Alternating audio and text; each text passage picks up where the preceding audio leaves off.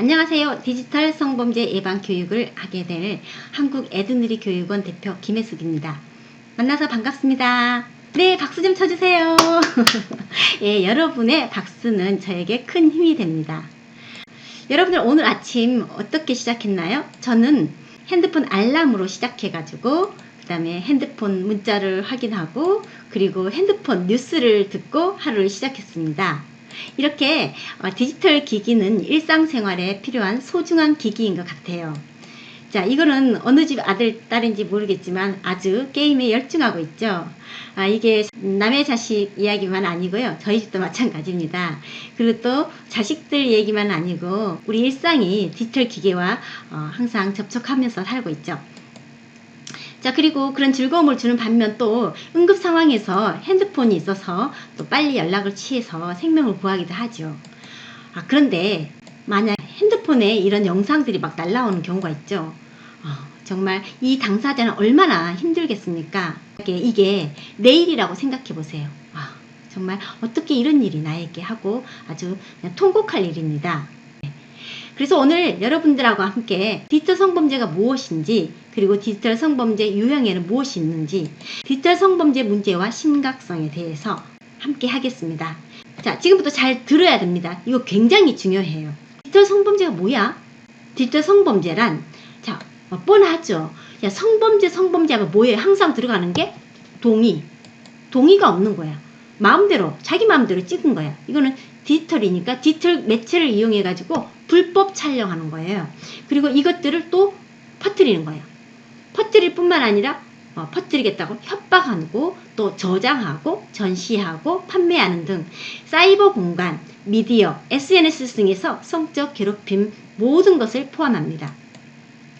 자, 그러면 디지털 성범죄와 다른 성범죄는 어떤 차이가 있을까요? 네, 디지털 성범죄의 특징, 익명성이죠. 자, 여러분들 인터넷에서 자기 실명되고 뭐 쓰는 일이 별로 없죠. 그리고 대부분 뭐 톡방을 통해서 서로 왔다 갔다 교류를 하죠. 그러다 보니까 이 성착취물을 서로 올리고 다운받고 또 공유하는 거에 대해서 죄의식을 안 느껴요. 여러 사람이 범죄를 저지르면 그게 죄가 안 됩니까? 근데 사람들이 범죄에 대한 이 인식이 부족해요. 그리고 죄책감도 부족하고 그래서 쉽게 하는 경향이 있어요. 그리고 디지털 성범죄의 특징, 빠른 전파성이죠. 인터넷으로 연결되다 보니까 시공간을 초월한 아주 무제한 피해 확산이 일어납니다. 그리고 또 하나, 불법 촬영 시 피해를 모르거나, 그죠? 몰래 찍었으니까 알 리가 없죠. 그리고 이 사실을 알기까지 오랜 시간이 걸린다는 거죠. 그리고 이 데이터들이 삭제가 어려워요. 자, 누군가의 PC에, 누군가의 핸드폰에, 또 누군가의 클라우드에 이게 저장되어 있잖아요. 그러니까 언제 유포될지 참 알 수가 없어요. 그리고 비대면성이죠. 자, 디지털 안에서 일어나기 때문에 이게 피해자와 가해자가 직접 만나지 않고 일어나는 범죄입니다.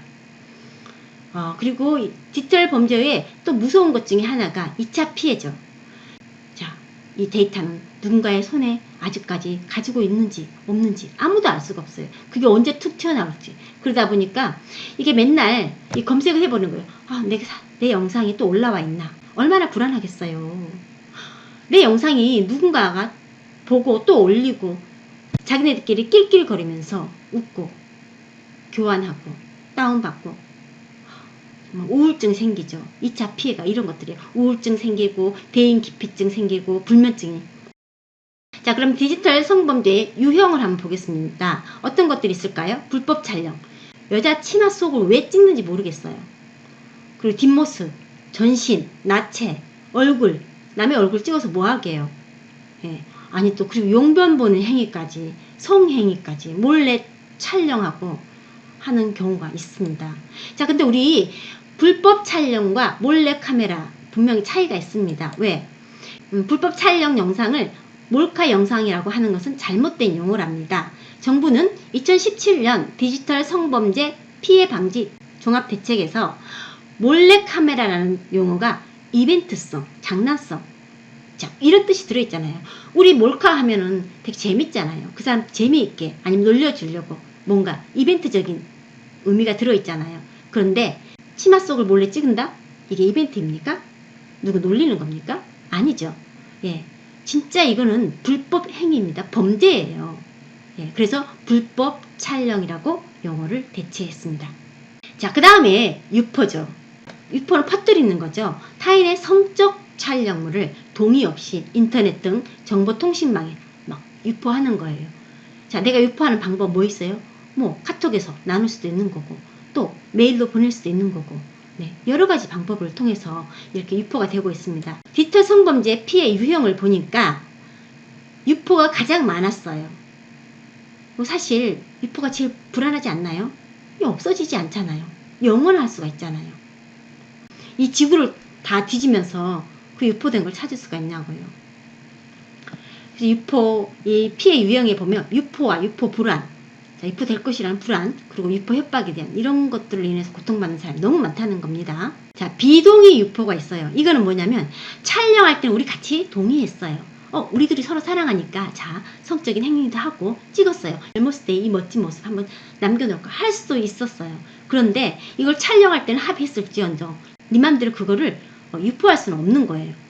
자, 그게 바로 촬영할 때 동의했더라도 자, 함부로 유포하면 안 돼요. 그게 바로 비동의 유포예요. 그리고 재유포 다운받아서 자, 이거 보세요. 플레이 보고 또 다운받고 또 그 사람이 또 플레이하고 또 업로드하고 계속 이게 유포가 정말 무서운 겁니다. 그 다음에 유통하고 공유하는 거. 이거는 사업을 하는 거죠. 수익을 창출하는 거예요. 그리고 그걸 이용하는 사람은 돈을 냈고 또 하는 거예요. 자, 대표적인 수익 사이트가 뭐였었죠? 1999년 소라넷. 자, 이름만 예쁘면 뭐합니까? 사람들 얼마나 힘들겠는데요. 2015년 웰컴 투 비디오. 자, 소라넷은 1999년 회원들이 직접 19금 영상을 올렸어요. 아, 이거 정말 심각하지 않나요? 회원들이 올렸대요. 자, 아무런 죄책감을 느끼지 못하는 거예요. 그리고 아는 사람, 지인을 능욕하고 리벤지 포르노, 자, 나중에 나옵니다. 성착취물, 불법 촬영물 등을 올려서 성폭력과 범죄의 온상이 됐어요.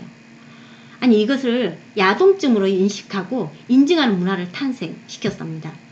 나도 찍었어. 야, 그 대단한데? 또 타인의 호응을 받아. 그러니까 이 죄의식이 없는 거야.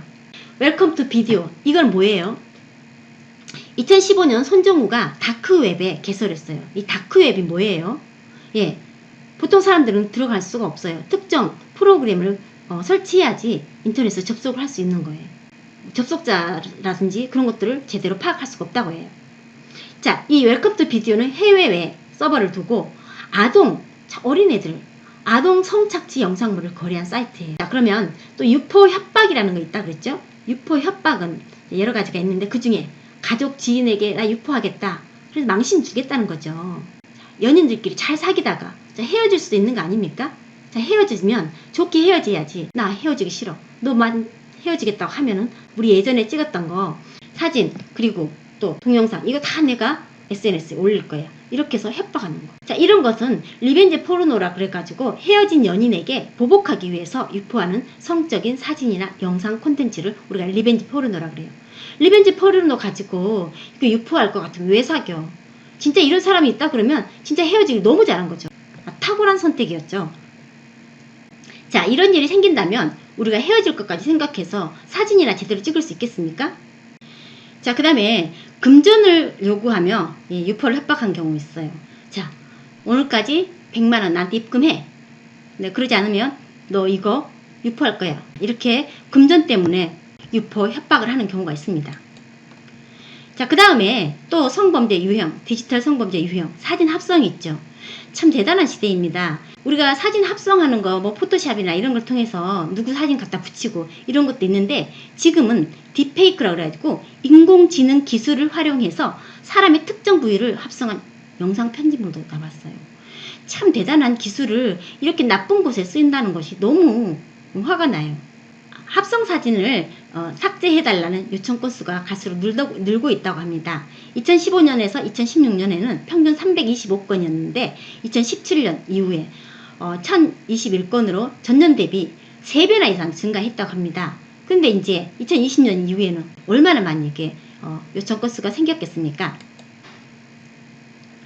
자, 그 다음에 성적 괴롭힘. 사이버 공간 내에서 이게 성적 내용을 포함한 명예훼손이나 모욕 등의 행위가 또 있습니다.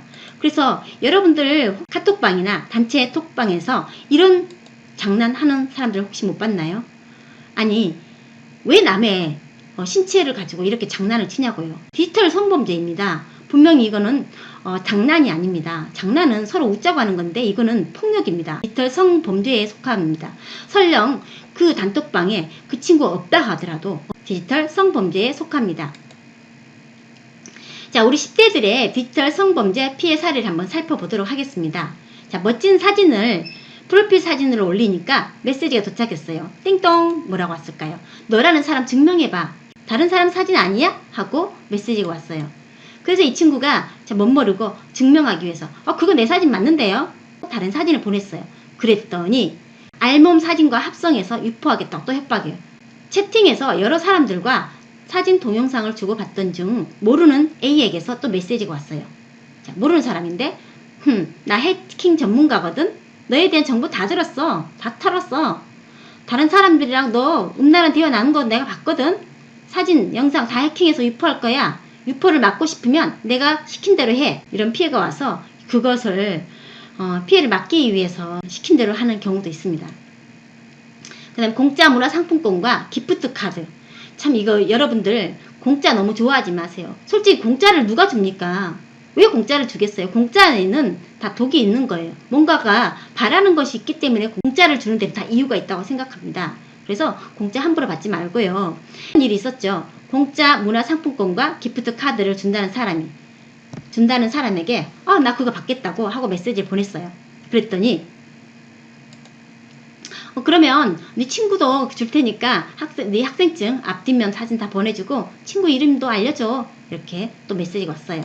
자, 이렇게 해서 답변을 했더니 몸 사진 보내주면 그럼 문화상품권 보내주겠다. 이런 경우도 있었고요. 또 나는 알려줄 수 없는데요 했더니 나 너 신상 다 알고 있거든. 이러면서 협박하면서 학교 홈페이지에 친한 친구를 욕하는 글을 올린다고 하는 겁니다. 자, 모르는 사람에게서 갑자기 메시지가 옵니다. 띵동. 이봐요 학생 같은데 학생 신상 정보가 돌아다닌 것 같아요. 띵동. 네, 누가 학생 사진을 성인 사이트에 올렸어요. 아이고, 이런 말 들으면 가슴 철렁하죠. 아니 어떻게 성인 사이트에 내 사진이. 그래서 이제 걱정이 되었죠. 그래서 그 사람이 보내준 링크를 타고 들어갔어요. 그랬더니 로그인 창이 열려요. 그래서 시킨 대로 아이디랑 비번이랑 입력했어요. 그 순간 이제 다 털린 거예요. 현재 위치, 주소, 아이디, 비번, 개인정보가 상대방에 싹 넘어가게 되죠. 그래서 가해자는 피해자의 신상 정보를 무기로 사진과 영상을 또 계속 요구하게 됩니다.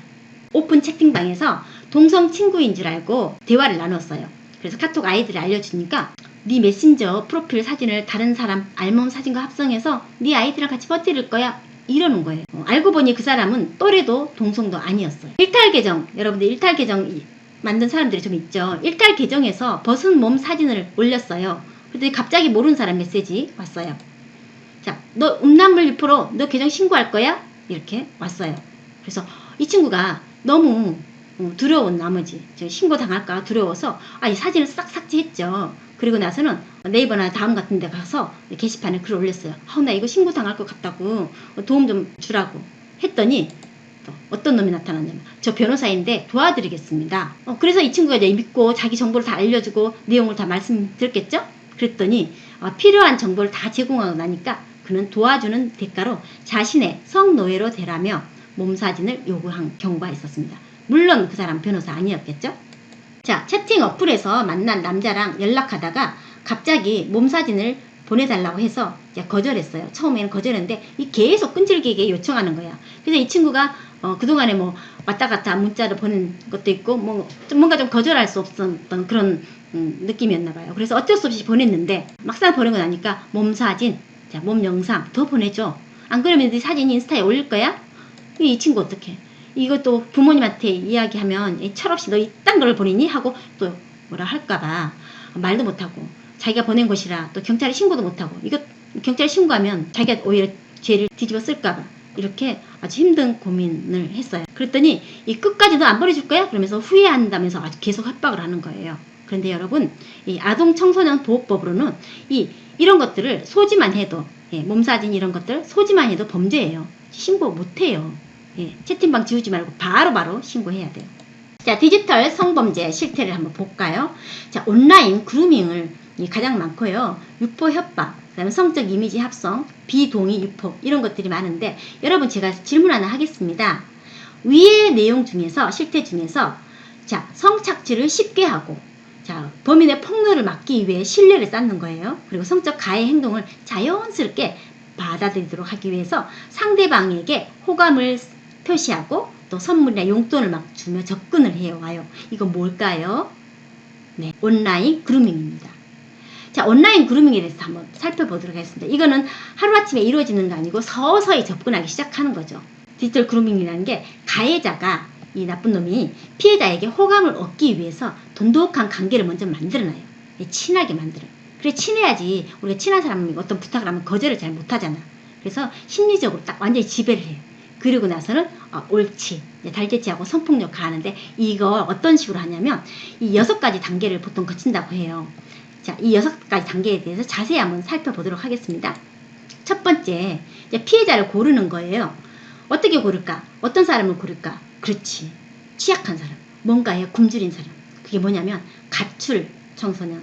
또 집에서 전혀 보살핌이 별로 없는 케어를 별로 받지 못하는 그런 친구들을 먼저 대상으로 삼는 거예요. 그리고 아르바이트생.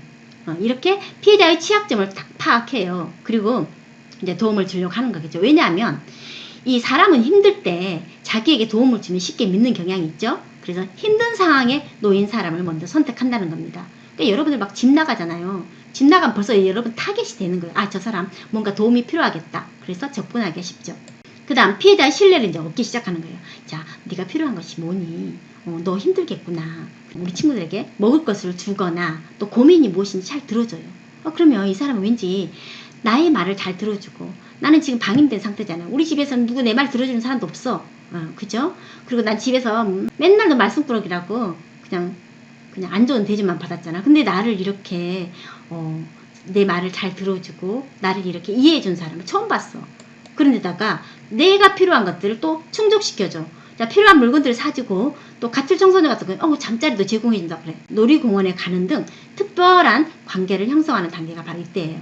그래서 이때 이제 아주 무한한 신뢰를 얻죠. 내 말 잘 들어줘. 거기다가 선물까지 줘. 얼마나 좋겠어요.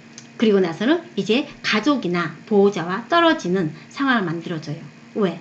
야, 어떻게 네 엄마는 그럴 수가 있니? 너를 그렇게 방치할 수가 있니? 아니면 그 정도의 핸드폰 정도 했다고 그렇게 엄마가 네 싸대기를 때리고 그럴 수가 있니? 뭐 이렇게 해서 고립을 시키죠. 그리고 이제 자기만 의지하게 해요. 그래, 항상 네 옆에는 내가 있어줄게. 그리고 관계를 이제 서서히 성적으로 만들기 시작합니다. 어떻게? 자, 경계선이 모호한 성적 접촉을 하죠. 처음부터 뭔가 성적인 접촉을 하면 좀 거부감이 느껴지잖아요. 그래서 이제 예를 들어서 반가워 그러면서 막 이렇게 막 껴안거나 그리고 뭔가 잘했을 때 너 잘했어 막 이렇게 등짝을 이렇게 두드려 주거나 엉덩이 탁 치면서 너 참 잘했어 뭐 이렇게 식으로 아니면 위로한답시고 껴안아주면서 그래 그래 이렇게 뭔가를 성적 접촉을 받으면서 이거 이러면 안 되는데 이런 생각이 들지만은 그래도 이 아저씨가 뭐 그런 뜻으로 하는 건 아니겠지 이런 식으로 이제 받아들이게 한단 말이에요. 이렇게 점점 그런 식으로 시작했다가 이제 나중에 성적 접촉이 실질적으로 이루어져요. 이제 그러면 어떻게 이 친구가 그런 걸 거절을 잘 못하겠죠. 왜 그렇겠어요? 이 친구가 거절을 잘 못해서 그런 거죠. 이 정도는 그리고 괜찮아 이 정도는 너랑 나할게 내가 무슨 사이인데 내가 너를 완전히 보호해 주잖아.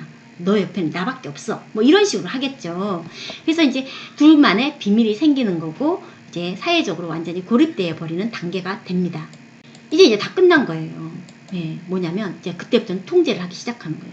자, 네가 이제부터 내 말에 듣지 않으면 너 부모한테 다 알리겠다. 아니면 네 친구들한테 알리겠다. 아니면 뭐 학교 홈페이지에 올리겠다. 이런 식으로 협박하고 달래면서 협박하면서 이러면서 이 관계를 계속 유지한다는 겁니다. 그래서 디지털 성범죄 가해자를 보니까 자, 우리가 생각하기에는 아직 모르는 사람만일 것 같죠? 안 그래요? 이렇게 친밀한 관계를 유지한 사람들 사이에서 이렇게 많이 일어나는 거고요.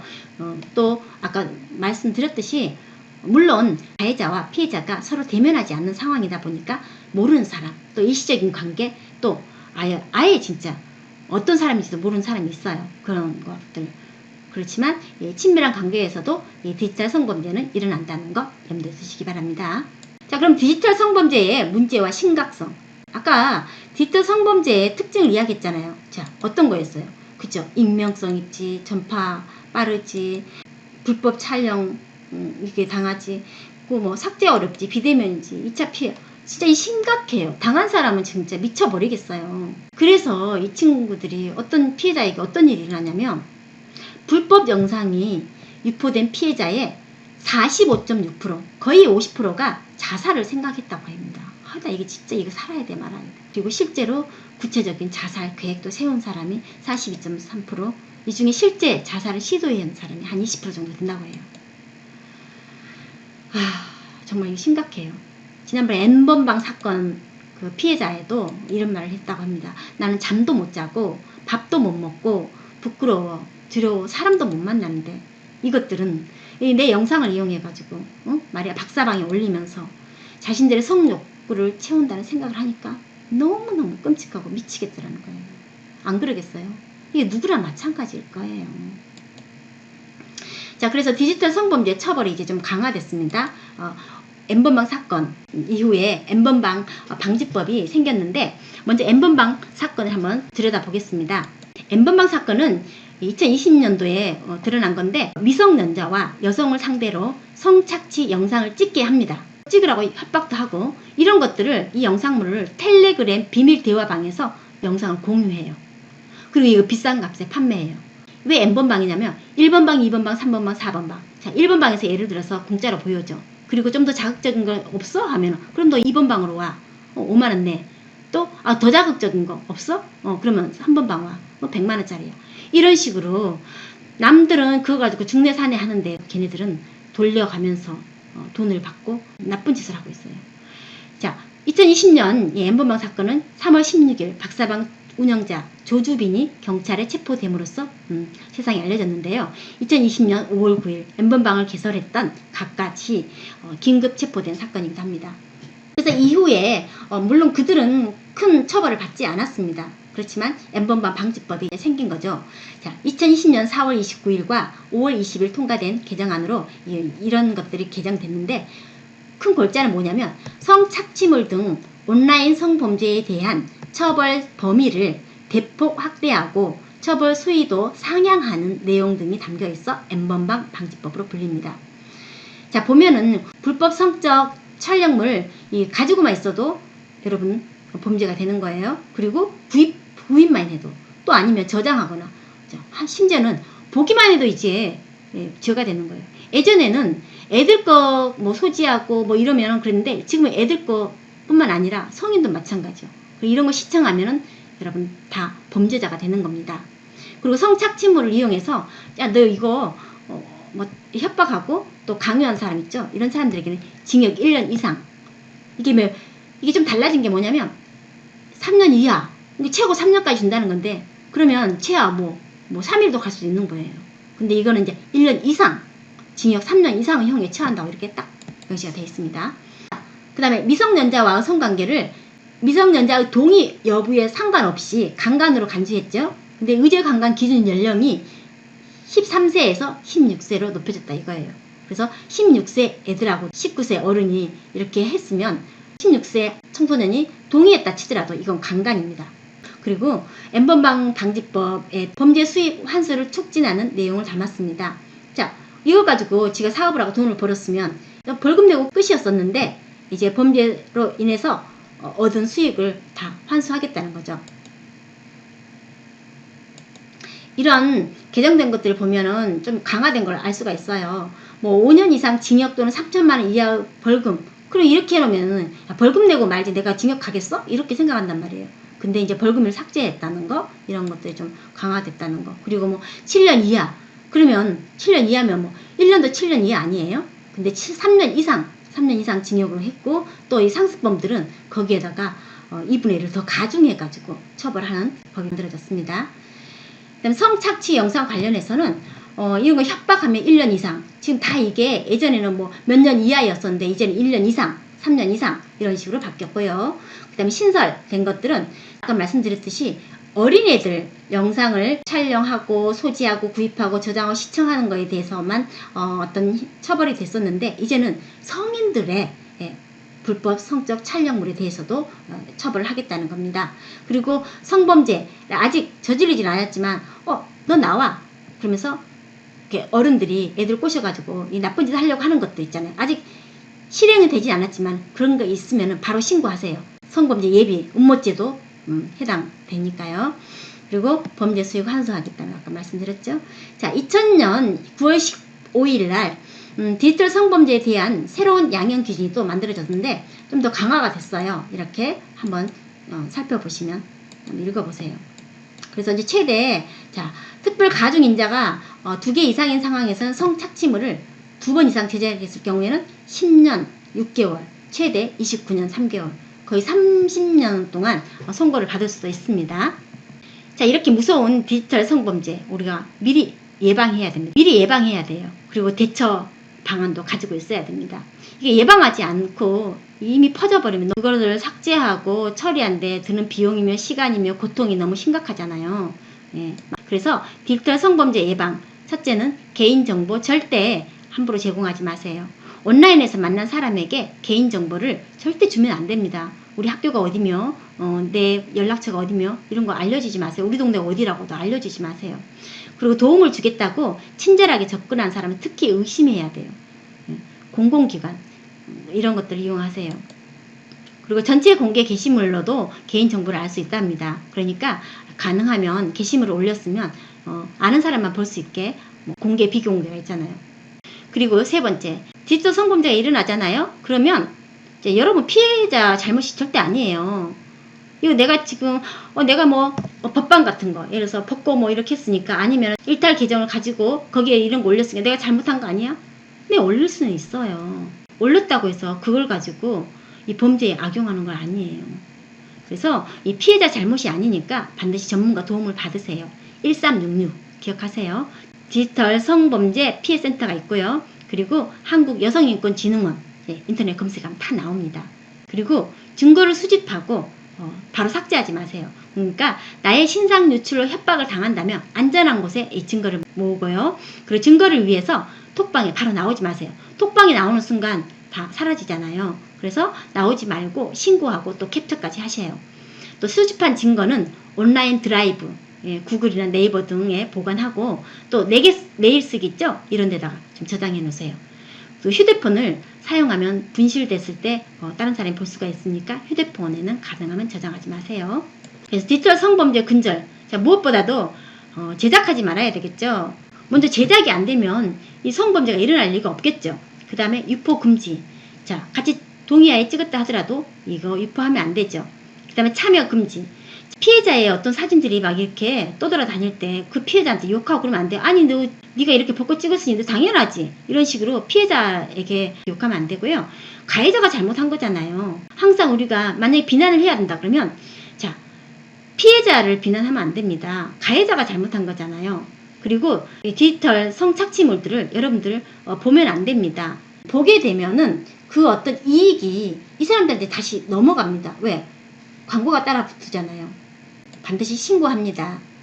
한국여성인권진흥원 1366, 1388 이런 데 신고하시면 됩니다. 이 홈페이지 들어가면 이렇게 자세히 다 나와 있어요. 상담 지원도 해주고요. 삭제 지원도 해줍니다. 그리고 수사 지원도 해주고요. 법률적인 지원도 해주고 기타 의료 지원 이런 것도 해두고 심리적인 요양 같은 것도 해줍니다. 사이버 경찰청에 신고하셔도 되고요. 방송통신심의위원회에 전화하시면 됩니다. QA를 통한 예방 및 대처 방안을 한번 살펴보겠습니다. 난 네가 누군지 다 알아 하고 접근할 때 그쵸, 답장하지 말고 전문기관에 알리세요. 어디 사는지 다 알아. 뭘 알아. 가해자와 통화하지 말고 지역, 학교, 학원 등 개인정보 말하지 말고.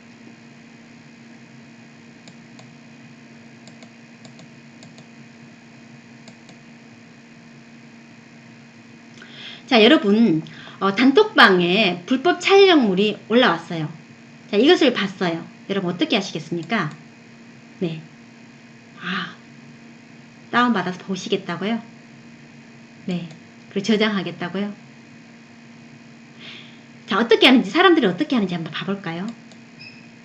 네, 조용히 혼자 봤다가 60%가 넘습니다. 그냥 내버려뒀다. 네, 50% 넘습니다. 방관자죠.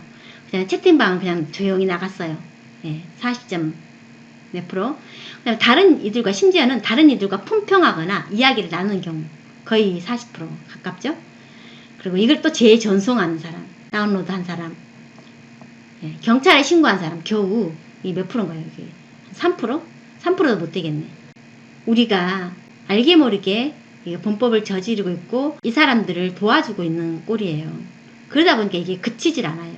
가만히 있어도 전송해주고 가만히 있어도 봐주니까 이놈들이 이 짓을 계속하는 거예요. 그러니 우리 이제 바뀌어야 합니다.